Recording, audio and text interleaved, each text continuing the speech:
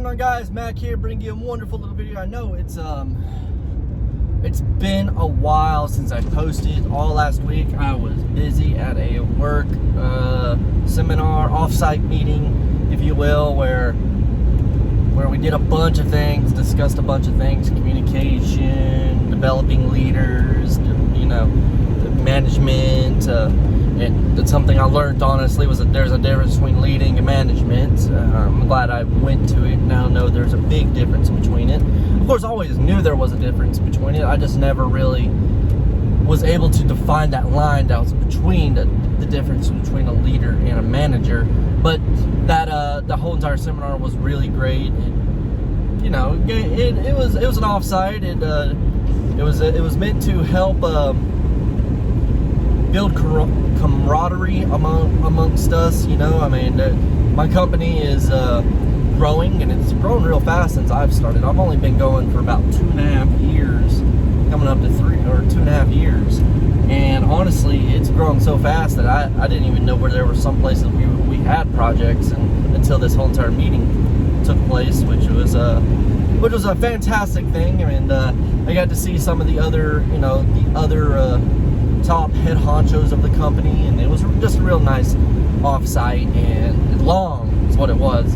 I did not think that sitting in meetings all day, sitting in meetings, having discussions, things of that nature, was going to wear your ass out, but it does. Let me tell you, it does. But it gave me a bunch of renewed purpose, renewed sense, if you will. Hopefully it's not going to be one of those situations where you're just running on fumes, where you're running high for a little bit, hit the gas real hard, and then just stop. I'm hoping that it's more of a constant go, not for me personally and professionally, more of a constant go, because it did give me some re-motivation, because honestly I was getting a little bit more complacent with things. I was just waiting around, just not really all that vested into moving as quickly as I was when I first started. So hopefully I'm able to keep this gas pedal going and just keep hitting it and stuff, and keep going. It was just overall a nice time. And we met with a legendary football coach, in my opinion, one of my favorite football coaches. I'm not going to say who. I'm pretty sure if you guys can gather about some subtle hints in these videos about who I'm talking about, you'll understand. We got to meet with him and got to listen to the story and the development of leaders, and I've been finding a lot of commonality across things, that when it comes to, you don't have the other parts, like for instance me being a wastewater operator, comes second, honestly.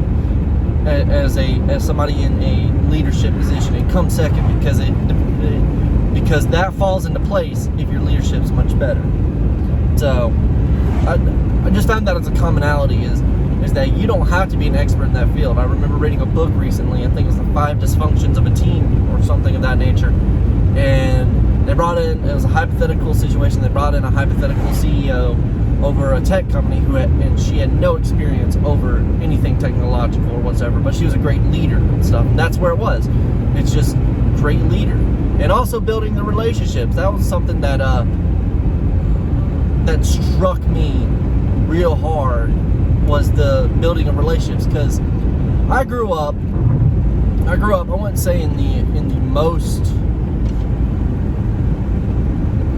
poorest circumstances, but I wouldn't say I grew up in the best of circumstances. My parents did the best they could, and I couldn't ask them for anything other. But I always grew up hearing from almost everybody that it's not about who you or how hard you work or what your education is, yada yada yada. It's about who you know.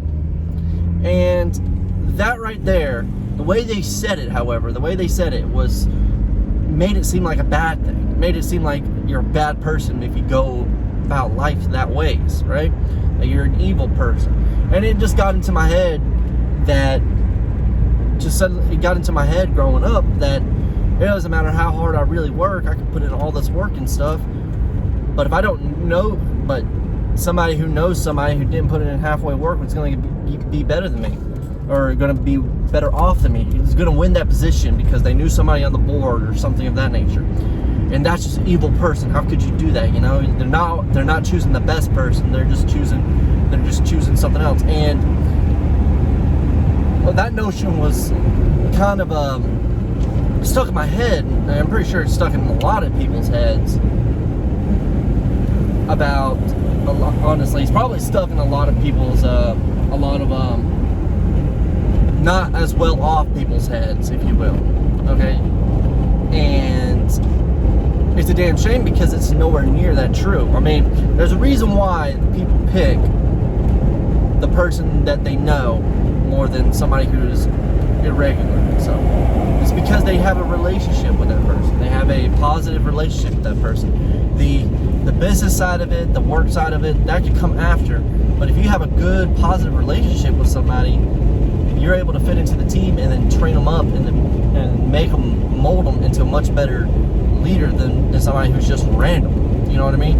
It's just one of those weird concepts that I've had to come to terms with ever since work and starting this new job, because I always heard the term, build relationships with the people with the clientele, but build a relationship with it, And in my head, I'm like, okay, sure. I mean, in my cases, I work around much smaller projects, small town projects and stuff.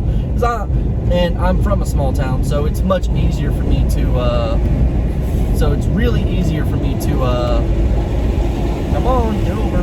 It's easier for me to build relationships with these small town municipalities and stuff because I'm from a small town, and that's just how it is. We're from small towns. But there's so much more involved into it, and it's just crazy. I mean, like I said, I learned a lot of things from this off-site meeting. And it was from like Sunday to Thursday afternoon. It was long days. I was exhausted, and it was just long, of course. So it got me some renewed sense of purpose and stuff. And one of the things that I've decided to start working on, not just personally or not just professionally, but also personally, is communication. I'm a bad communicator. My wife has always said it and stuff, and I always figured it's because I didn't have much to say. No, I'm just a bad communicator. Yes, I'm a little bit of an introvert. I prefer keeping it to myself and stuff, but I need to communicate certain things a lot better. And communicate a little bit better with my wife, things of that nature, regardless of how mundane or I may think it is. She may think it's very important to know. So there's communicating. Another thing I heard was be great at what you're doing. Just be a positive influence. So even in the worst of times, just be happy that you're doing it. Because sometimes it sucks. There's some things that suck, and it's like work. Sometimes it just sucks. Okay, you have them days where it just sucks, but that's where you learn the most important things, and that's where you develop greater strengths from greater personality, greater work ethics, and things of that nature. Greater personality, work ethics, because now you've been through that worst part. Now you can enjoy the greater parts a little more. I've said this before. You got to push through it and still keep that energy going, even in that negative side. I've said this before in a video before. It's just now been reinforced that what I'm saying, it has some little bit of sense to it. And another thing I learned about it is you have something you want to be, right? You have something you want to get to, something you want to be. Go ahead and start doing that right now. Start training for it right now, because that time may never come, but when it does come, you want to be prepared for it. Be prepared. That's another thing.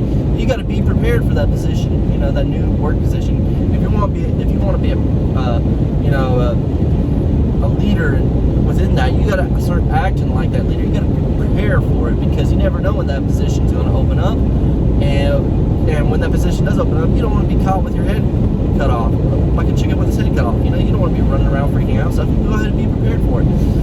It's just the little things to start adding up to it and things of that nature. Now I know what some of you guys are saying. It's like, I don't want to prepare for something if I'm putting on all this extra work if I'm not going to get paid for it. And honestly, that is a poor way of thinking about it, right? Now, don't get me wrong, there's always going to be a pay issue. Now, let me tell you, I was semi-ly preparing for being a chief operator, if you will, of my facility, well before I was even a licensed operator. I wasn't making that much money. But I was preparing for it, making sure things were getting cleaned, and just the little mundane things, keeping some of the guys. Now, of course, I wasn't like completely bossing them. I was like, hey man, let's go do this. Come on, let's go do this. Let's finish this up. Come on, that sort of deal. I was preparing for it already, semi-ly. I could have done more, and I would have been a lot better off for it. But that's just a few things I learned from it and stuff. But got home Thursday night, and honestly, I haven't posted any other videos since, simply because I was fucking exhausted, and I had a lot to digest, a lot to process, a lot to decompress and stuff. So I decided not to post anything. But I did decide this weekend we worked on our mulch garden. I hate working on mulch garden, guys. I hate mulch, period.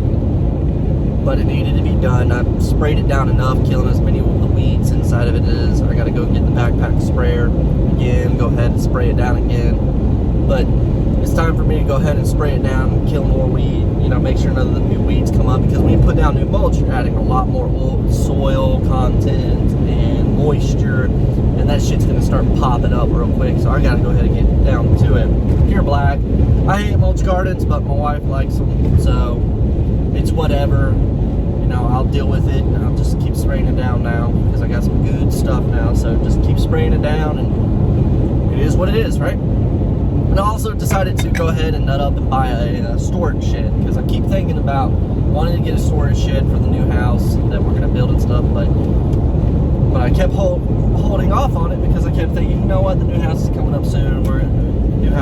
I don't want to pay for something that's going to slow us down on that process, and go ahead and get a new shed and whatnot. But the way the housing market is, and things the way the housing market is, and the way things are looking now, we're gonna have to postpone a lot of those plans.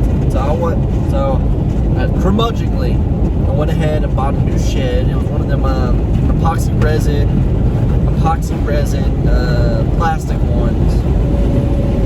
And I know what some of you guys are thinking. Oh, you spend that much money on a shed, you could have got a metal building a lot cheaper and stuff. And you're right, I could have gotten a metal building a lot cheaper. However, let me tell you, the metal buildings, a lot of these metal buildings don't come with flooring or anything of that nature. So I'm gonna have to buy all that other stuff, get the foundation laid, go ahead and build a fucking subfloor so I can put a floor on top of it. Then I'm gonna have to build the damn shed itself. And by the time I spent all that money and effort into it, I pretty much have spent more on that metal shed than I would have that epoxy resin one. Now I know what some other you fuckers are thinking is that it's a metal shed. It's going to last a lot longer than the epoxy one. Yes and no at the same damn time. I mean, honestly, the materials out of the metals today are probably not going to last as long as this epoxy resin one. I'm just going to be flat out honest with you. Yes, it can withstand a little bit more of a beating when it comes to wind and stuff falling on top of it, whatnot. But honestly, it can't withstand as much. It can't withstand, as much. If a damn tree falls on a metal shed, the metal shed's gone regardless. Tree falls on this epoxy one, the epoxy one's gone. It doesn't matter. It's going to ruin it either way. So I was like, all right, might as well go ahead. It was also difficult trying to find the damn things as well. It was just a pain in the butt. But I got one of those. I got to build it up. I got to put it together, which is going to be a day and a half, because I'm not the most patient at following damn directions, if you will. But go ahead and get that built up and clean out. Have a whole entire section of garage cleaned out, which would be really nice, and I believe it'll help my wife's anxiety more than anything. So we'll get that built up and stuff. So that's what I did this weekend. I was like, I decided to go ahead and start moving forward with things in life, and getting the shed was one of them. Getting the shed was one of them. So I might as well go ahead and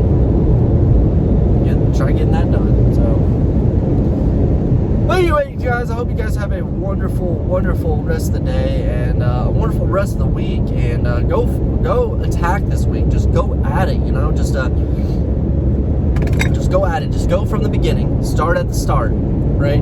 As though if this is the first day you've ever worked there, and then just go at it like it was. Because that's one thing I learned. One thing I've thought it was pretty interesting to hear that type of strategy from the coach was every year it starts anew, and that is just absolutely. I mean, I understand. You can look at it like this from some of these people. Well, you get new players every dang year, so of course you have to restart again. The way he makes it sound is like he would do the same thing if he was working in a company. And honestly, that is a fantastic model right there. Just start it again. Just refresh everybody, even if they've been there for 10, 20 years. Just refresh everybody and get it all in together. You know what I mean? That's just honestly a good philosophy and stuff. So, you know, just start the day as though if it's your first day, so that way you have that same energy and just get to it, you know? And just get to it. So get to it, guys. Get to it.